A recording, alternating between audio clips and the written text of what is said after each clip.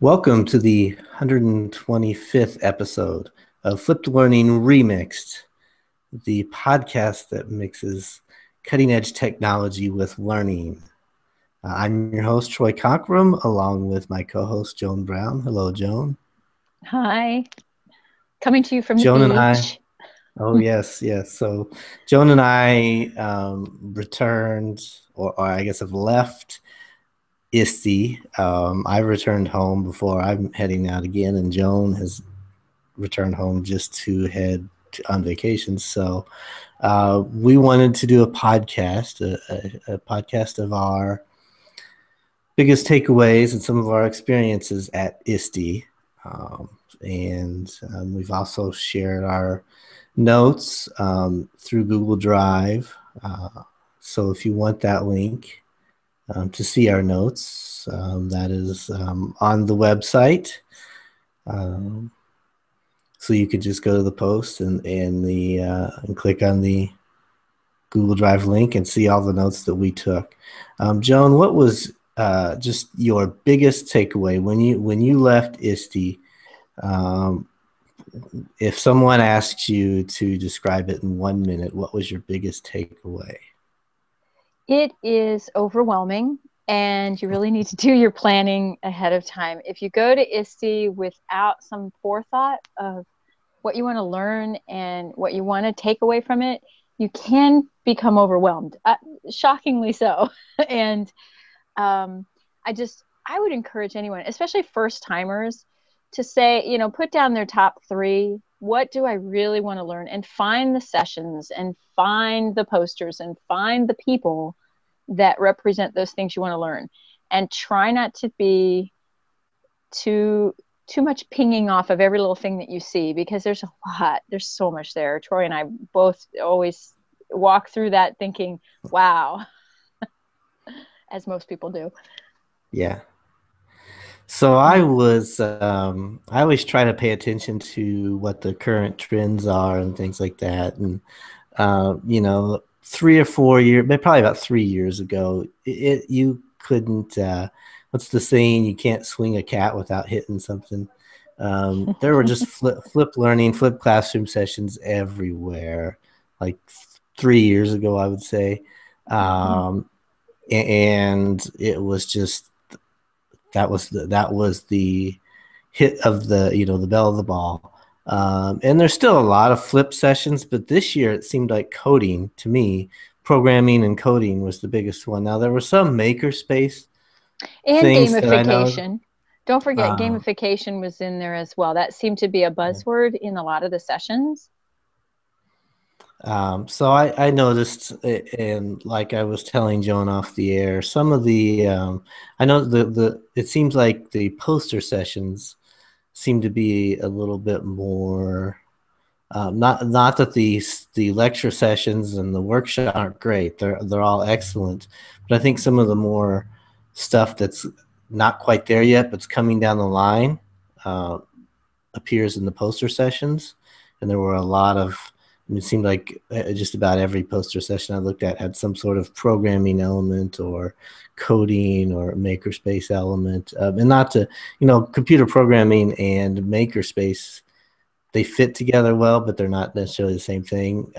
But I saw a Yeah. lot of programming stuff and coding and all that. So that was kind of my biggest takeaway. And then and we'll talk about it a little bit later in the show. But I was impressed with Google Expeditions. I was excited going there to see it, and having seen it, I left pretty impressed. So we'll talk a little bit more about that later.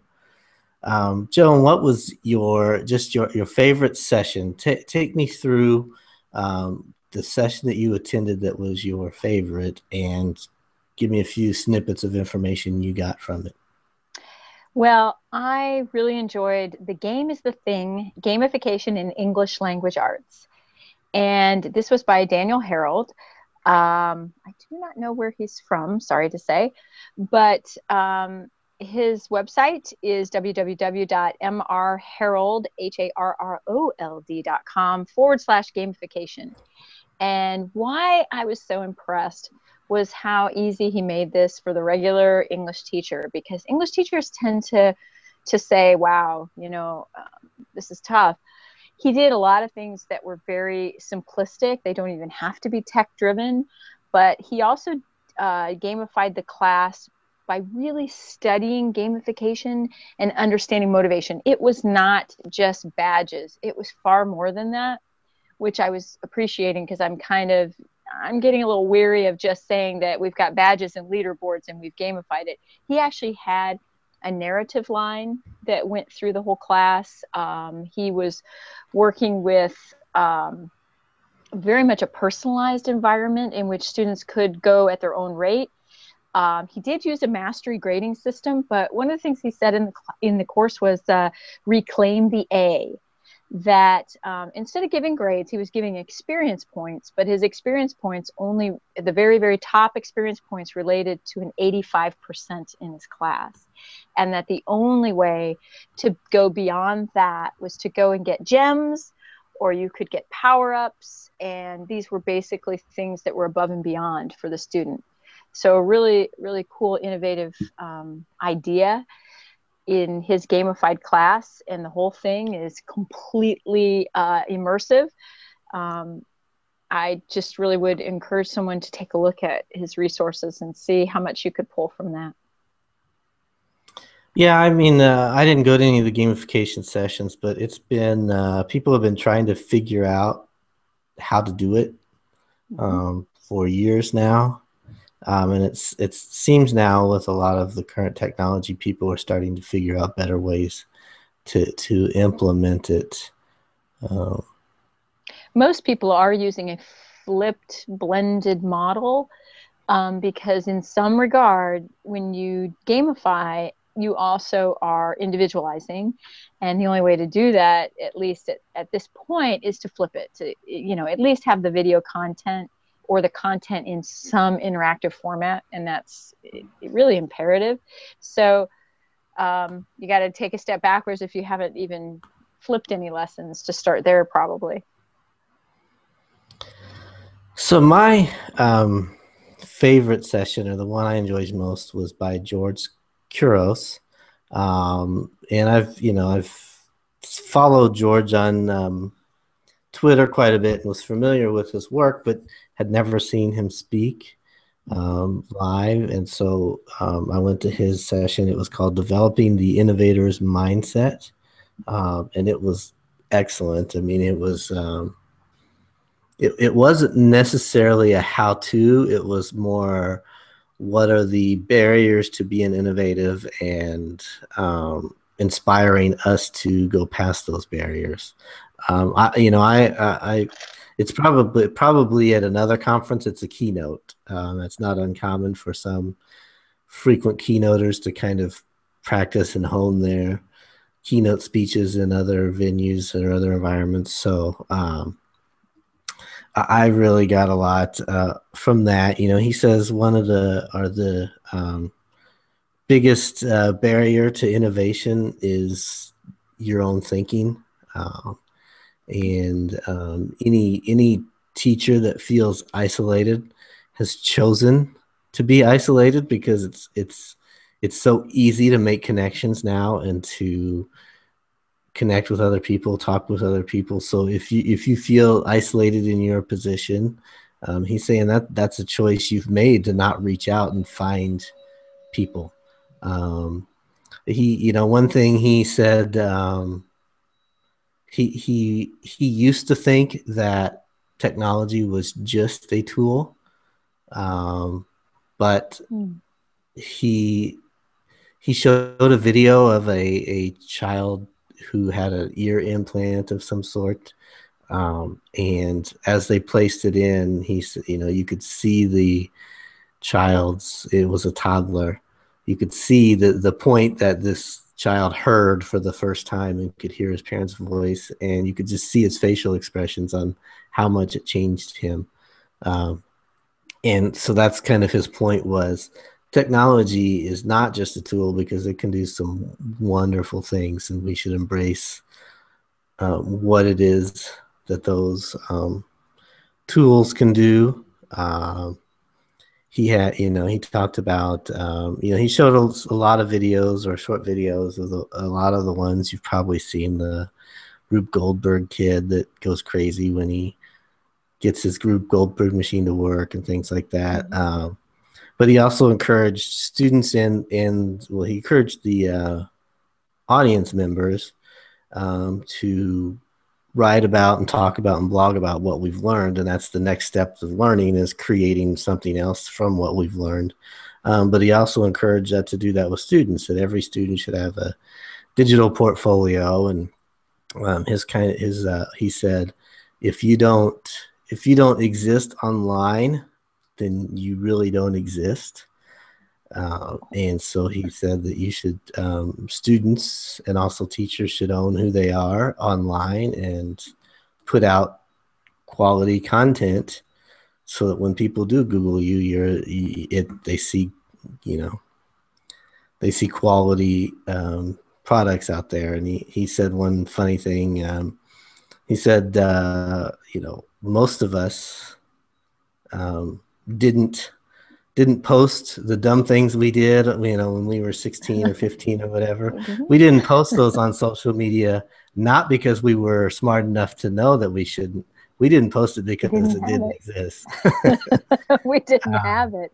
And he But said, that's a really interesting point, Troy, that you're saying quality postings. right. And are we encouraging that? Are we explaining why we need that out there? I mean, we don't want the internet to be this vast wasteland of nonsense all the time, because when you go out to find something of value, you want to be able to find it, right?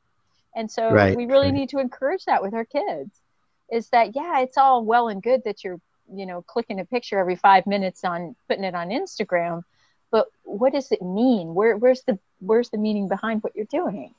Right. He also showed a funny video that I hadn't seen before, and I need to find it on YouTube and link it in the notes. It was a guy that had footage of himself from when he was in like 7th grade or something, and he was interviewing somebody. And so the guy's like 30 years old now, took this old like 1970s or early 80s footage and interviewed himself, and he cut between the kid self asking the question and the current self answering the question. And it was pretty funny. But then he suggested, George Carl suggested, do that with your students. Have them video record questions at the beginning of the year and then answer the questions at the end of the year. What a And cute kind idea. of reflect on what at the beginning of the year do you want to happen, and then at the end of the year answer those questions and see if they did happen, and that kind of thing. So that's one project that I'm gonna take and use this coming school year. But it was all about producing content. I mean, the guy didn't know, he was fortunate to have a video of himself. Most people our age don't have those kind of tools that exist. So he was able to remix that content and make it into something useful. So that was, it was just overall a really good session. And I've linked George's blog in the notes, and some of the videos that he talked about and some of the stories that he talked about. I've put links to the news stories, because it was just an excellent session about being more innovative. And he says, one other thing last thing I took away is, he said the biggest game changer in education is an educator with an innovator's mindset. And so it's not, he said, at one time, the VCR was the biggest game changer in education, or the overhead projector. But it's really, the biggest game changer is an educator with an innovator's mindset. So that was my favorite session. Well, you can't beat that. Except perhaps some of the conversations that we have when we're at ISTE. I want to kind of do our segue into coding, if we can. Sure. And talk a little bit about what I was focused on looking for. Is I work with middle school students, and I see a lot out there in coding for elementary, that block style coding. And I see plenty in high school because they can handle the text-based coding. It's that in between phase where they're not ready for the perfection with the syntax that requires in the text-based coding, and yet the blocks seem a bit childish for them. um, did I find an answer to that question? Well, yes and no. um, Pardon me. I went around and I talked with some of the vendors, and I went to a session that Google was presenting about coding. And I think Google recognizes this pretty well, that there needs to be something out there. And so, of course, they do have a lot.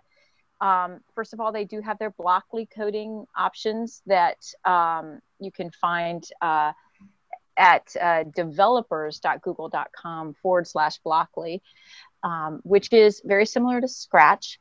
And then they've also offered something which I think is where I'm going to go, which is they've offered some Raspberry Pi options for kids that want to see something right away with text-based coding. And so they've made it very simpler with something called Coder.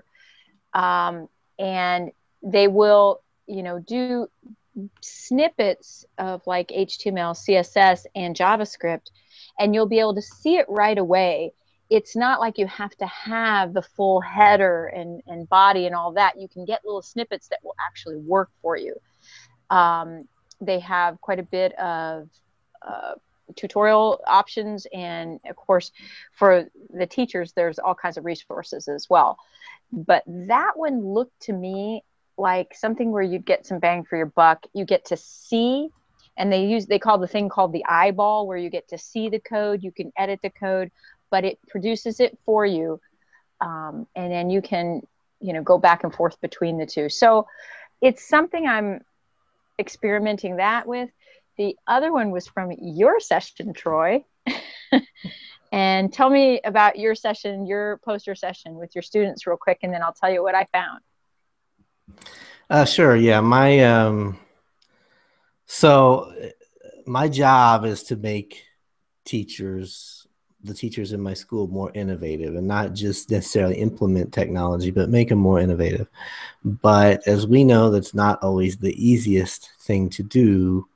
I mean, we get it, but not every teacher gets it. And forcing change is difficult. So, influencing change is the better way to go. So, my session was on how I've started an innovation club where I teach the students and give the students access to a bunch of different tools, and or even pedagogies, not necessarily always a tool, but it may just be a concept or an idea or a project that we try that I can't get any other teacher to try. And so they do it. It's an after school club, and we do it once a week. And it's kind of just like I throw out the ball and let them play. And some students will spend 5 weeks on one project, and some students will be bored after half an hour and move on. And that's fine. And so then my goal is to get these students to go back to their teachers and say, I've used this, can we use it in class? And I can go to the teacher and say, why don't you use this, or why don't you give this a try? You now have 2 or 3 students in your classroom who are experts on it and can help the rest learn it. And so I had some of my students just demonstrating just a few of their favorite tools that they like to use. We had Spheros, which were very popular, seemed to be probably the most popular. We had a Vex robot.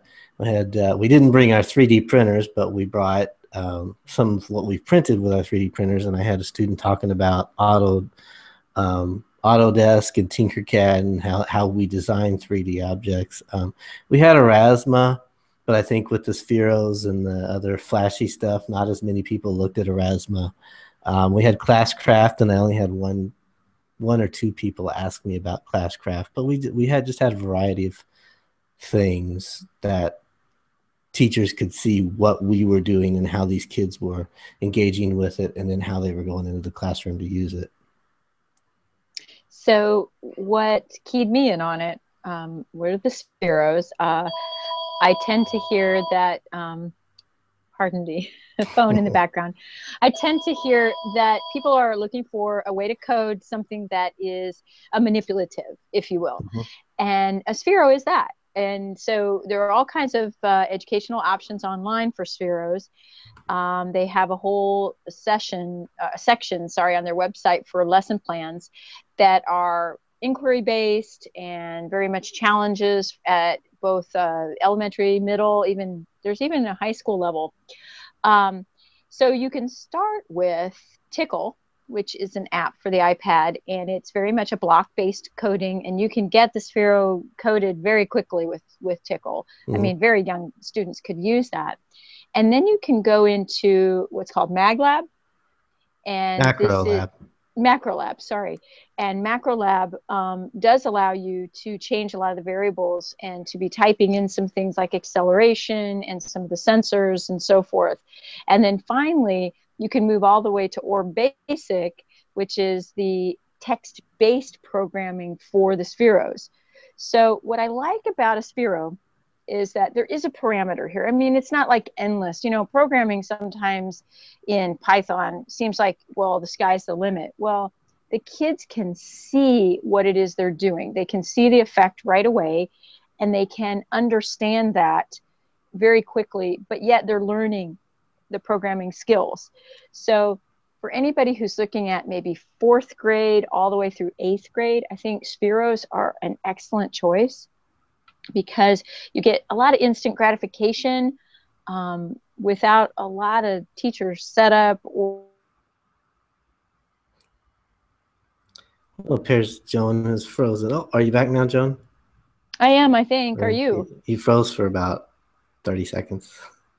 No, my big finish. No, I was just saying that I think I do think that like fourth grade through eighth grade is probably the best and ideal because they get instant feedback from any of their efforts as far as programming goes.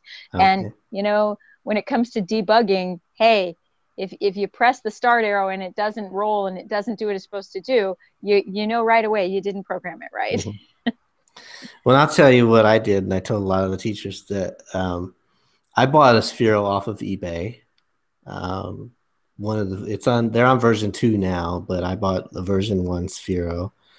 Showed it to a few kids, and I had like a first grader using it, um, and you know a fourth or fifth grader, and you know just a couple of different kids. And I said, wander down by the principal's office, and you know because they were having a ball with it. And I said, why don't you take it down that way by the principal's office? And him just seeing, he saw these kids do, you know, controlling this ball with an iPad, and having a ball doing it. Um, so then when I went to him the next day and said, can you buy a classroom set of Spheros? It was an easy sell, and I got a classroom set of Spheros. And that, so then we take those into the fifth grade teacher's room. I just tell the kids, hey, go into the fifth grade teacher's room and ask her if she can figure out a way to use this in math. And just her seeing the kids use it and how easy it is for them to do the basic things with it, uh, makes it more apt to use in the classroom, and come up with Sure. better ways or different ways to use it. So And um, I'm going to segue a little bit because Tickle also, I think you and I both are interested that it will program parrot drones. yeah. There is a type of Arduino board that works with this kind of language. So you could have very young students programming some pretty sophisticated technology. Yeah. So I was going to say, I went to a session. Let's see, the title was called like um, Programming for All Ages, and it was put on by a guy named Christopher Velez. But he's with the American School in Bombay, and they have a coding or programming curriculum. They call it the ASB, American School of Bombay's programming ecosystem. And he put, you know, I put some images of his slides in the notes, but he says you use Scratch from K to 6. We use Lego We Do from K to 3, Lego Mindstorms from 3 to 12, Arduinos from 7 to 12, and high level processing from 7 to 12. And Mm. so he kind of went through those, and he even, there's another slide. Let me pull it up here. He put programming by age. Um, Oh, that's a great idea. what languages they should use by grade. So he said Scratch Junior K to 2, Scratch K to 8, Code.org K to 5, Python 6 to 12, Java and C++ 6 to 12. So he's got a list of all these different programming languages, and Arduino he has from 6 to 12. What grades or age levels could be using these languages, and I like to see that as well. It gives me an idea of who I can try these things out with, and where they do. So that was a good session. Go take the or go check the notes. Can I give a From tip to teachers? And Yeah. this is totally a ninth grade student. I was up there in the playground and they were showing some robotics and all that. And I pull him aside and I start asking him about programming. And he said, well, you know what? I didn't know any of this stuff either. And I went to this website called After Hours Programming. I learned Python in 2 hours. I learned JavaScript, and I actually checked this out. It is pretty decent, and it's very user friendly as far as someone who's never programmed before. They do a wonderful job of explaining things. I'm excited. I'm going to be doing a couple of these courses just to I think for me, I've learned everything ad hoc and I need it all to be like brought together again. And I think the courses will do that. But if you're a teacher and you feel a little intimidated, go take a look at After Hours Programming, because that was a tip that I got from a student. Well, that's good. Did you put that in your notes? I will. I'll get there. Awesome. Um, so now let's just go through some of the big one item takeaways or a tool Okay. that you saw, and it doesn't even have to be in a session. But I'll do my first one. Is you and I have talked about recording audio on an iPad, Mm-hmm. and that was another big thing. There were a lot of people periscoping or scoping on Periscope at ISTE, and Troy Vincent was periscoping in the poster sessions, and he was just doing interviews with people, and he had a microphone. Mm-hmm. And so someone even asked him, well, what microphone are you using that works with your device? And he had iRig, IRIG, which is a microphone, and they have other setups as well, that works with an iPad or an iPhone. And so I put the link into that. But that's something that you and I have talked about, that students go record with an iPad, and if they're sitting too far away from it, you can't really hear what they're saying. And so I'm going to definitely look into this iRig and see if I can float that for some of our iPads. Oh, that sounds great. I definitely need that. Can I give you one that I got from a fellow? Well, first of all, let's talk about the Google announcement about Classroom. Oh, So, okay. so Classroom now, of course, everyone wants additional features, and I feel like they did such a perfect job of getting it out and to the public in a hurry, in a workable, usable, easy interface. Thank you so much, Google, for that. But they've now opened up the API, which means that any other programmer, developer, company that would like to interface with Google Classroom can write the code to do so. And they did it with two pretty big names. Well, there's a few more, but the two big names that I think have people excited are that now if you have a Pear Deck account, your students and classes will merge with Classroom. And if you have a Quizlet account, the same thing is true.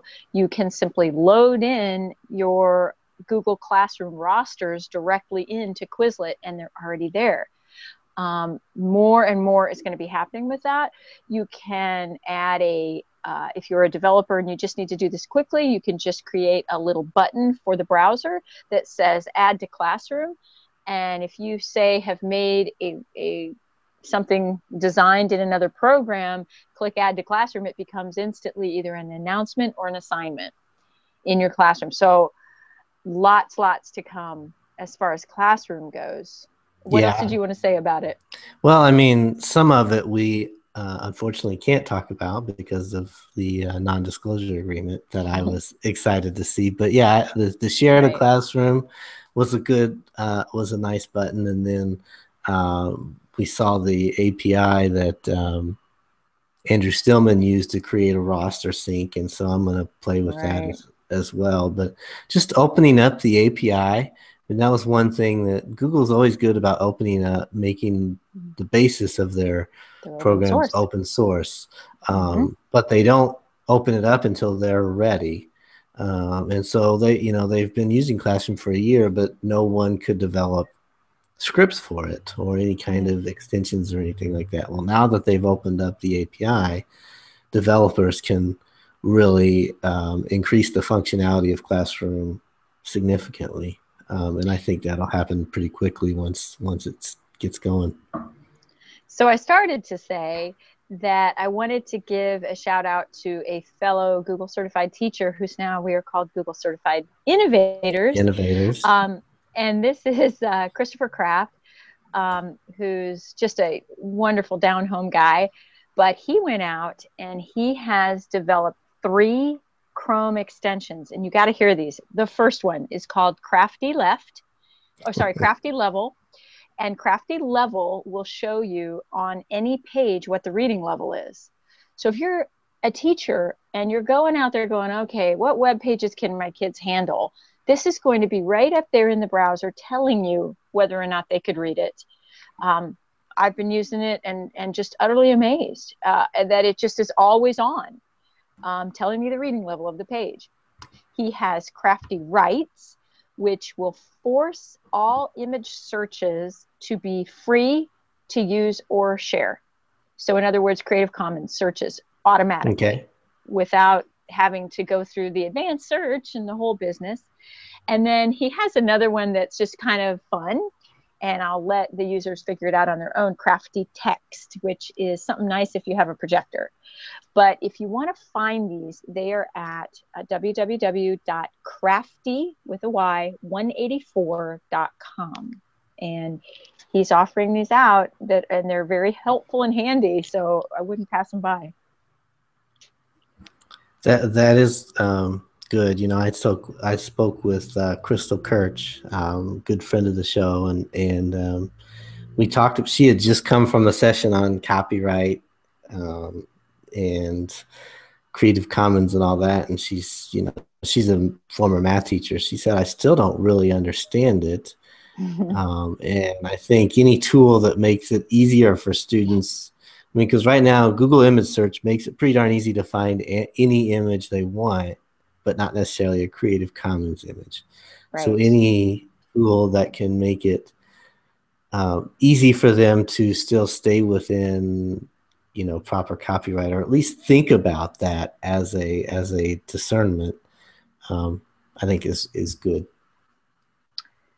Can I say one more? Absolutely. All right. So I'm wandering the expo, and everyone knows that you got to be careful wandering the expo because there are so many things happening and a lot of people trying to grab you. It's almost like a circus. They're trying to grab you in because they want to sell their product. And I can understand that. But I actually sought out Autodesk. And I know you mentioned one of your students is Tinkercad, which is great. But I sought out Autodesk because I had heard rumors that they've really beefed up their education department. I want to thank John at Autodesk for spending about 25 minutes with me. And I've walked away so excited about all this stuff. They have an array of mobile apps, all of them free, that do amazing things. Let me tell you one. So I'm not good at designing. I'm terrible at it. I'm not an artist. I can't do anything. And when someone says to me, "Well, design something and we'll 3D print it," I'm thinking, "Yeah, I can see a box." I can't think of anything. So go ahead and download 123D Catch. 123D Catch. What this does is you can take photos around any object and it will make it into a 3D printable file type that you can 3D print any object you've taken photos of, including your head if you want. A lot of times you do have to clean it up in 123D Sculpt, but they're all free. I was playing with it just a little bit before the show. That's just the beginning.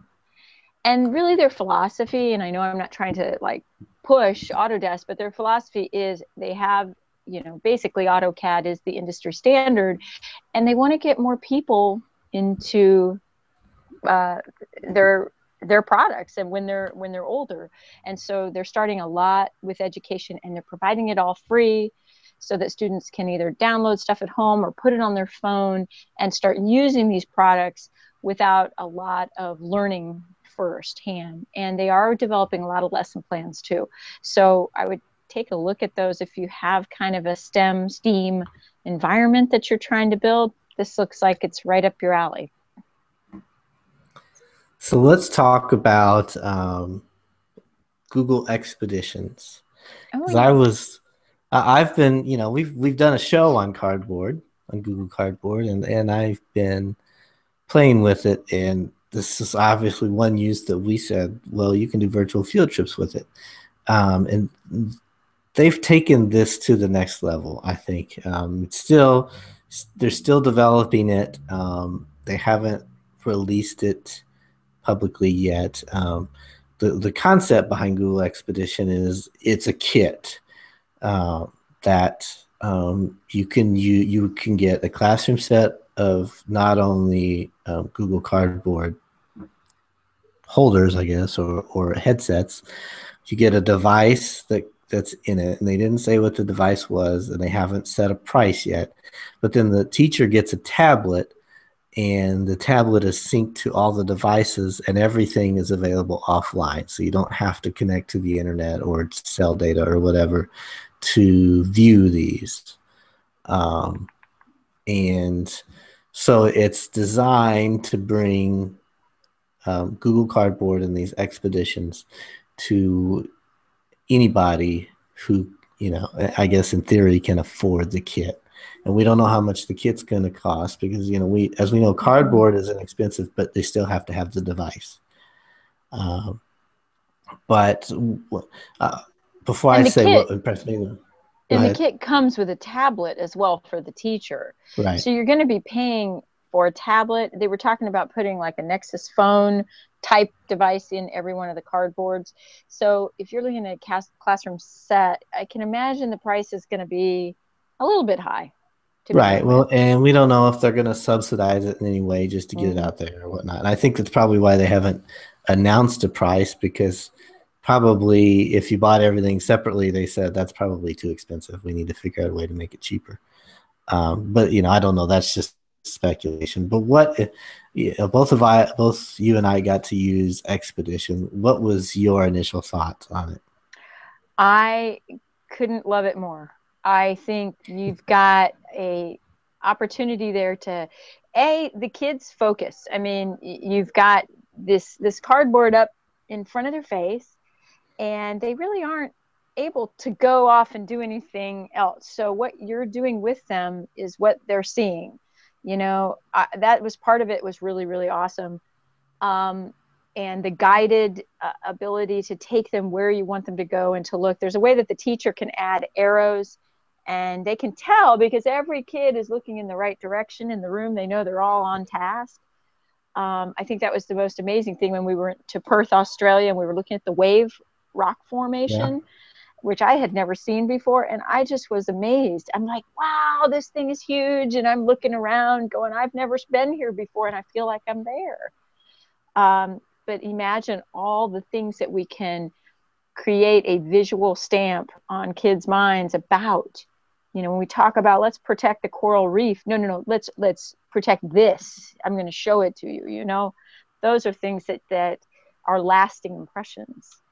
Well, I think we can all create our own classroom set of Google Cardboard, and Mm-hmm. and get a handful of devices and say, okay, now go to this app and look at this.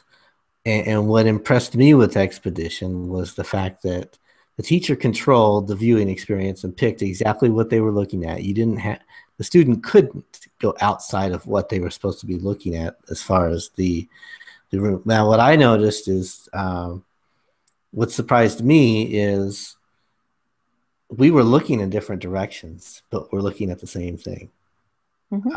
And I'm not sure how that got turned around, but I noticed that when we took them off, when we were all looking at the same thing, we were turned in different directions.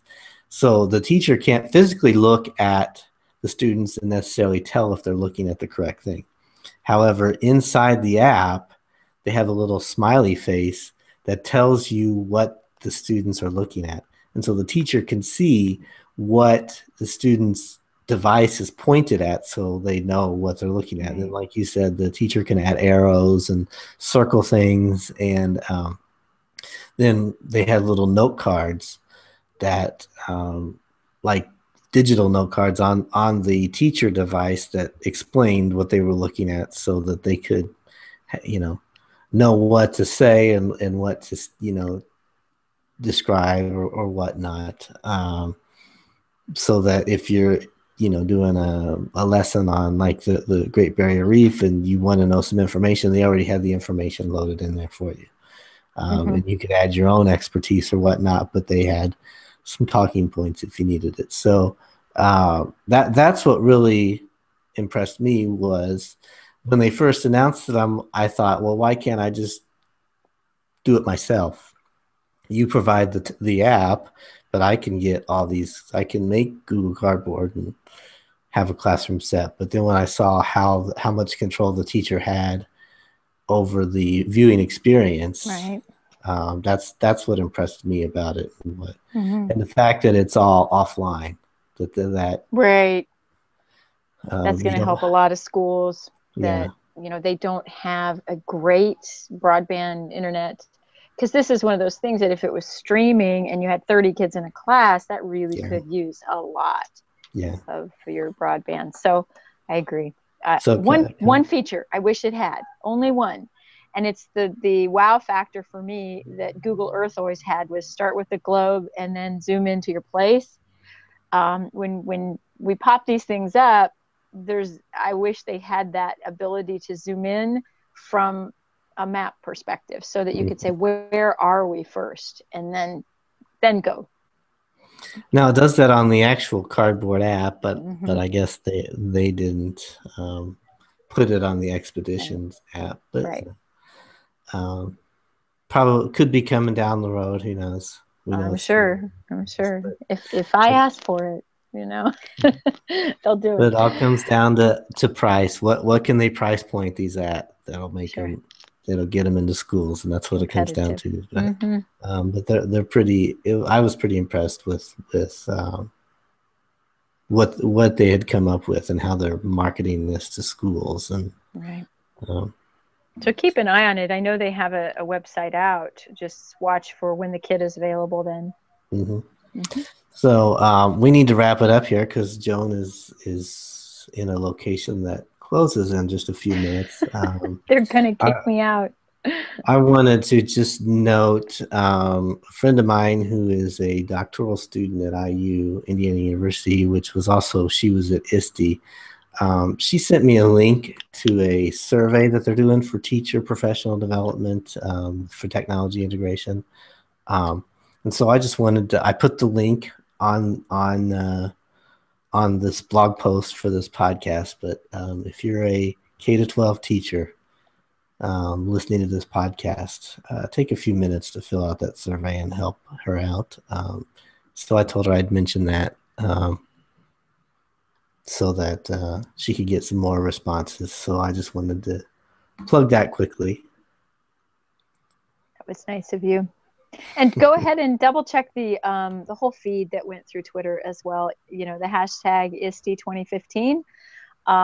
And if you know about Twitter Curator for Google Apps, you can download that into a spreadsheet. Then you can do a find and you can sort and do all kinds of neat things with it. So that was another one of those resources I got. But it's definitely worth looking through. If you were at ISTE yourself, share your notes with us. If you took them in Mm-hmm. a Google Doc, or even if you didn't and can copy them into a Google Doc, share that Google Doc with us, or paste it into the one of our docs, or email it to us, or tweet it to us, and so we can kind of crowdsource notes for people who want to look at a lot of other ISTE materials. And so,